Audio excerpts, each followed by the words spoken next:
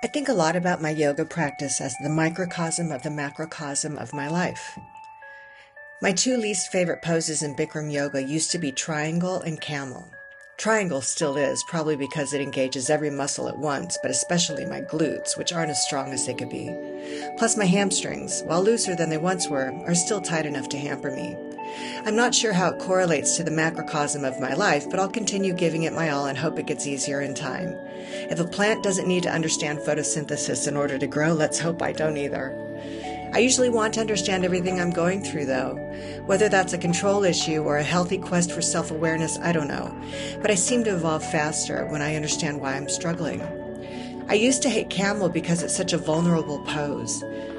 But I think my real problem is that it's actively vulnerable, meaning you can do the back bend by resting your weight on your ankles, but you're not supposed to. You're supposed to push forward through your chest and hips, exerting power through the most vulnerable posture, seemingly a contradiction in terms. How that relates to the macrocosm of my life? I realized that being vulnerable without engaging my strength is a lazy way to live.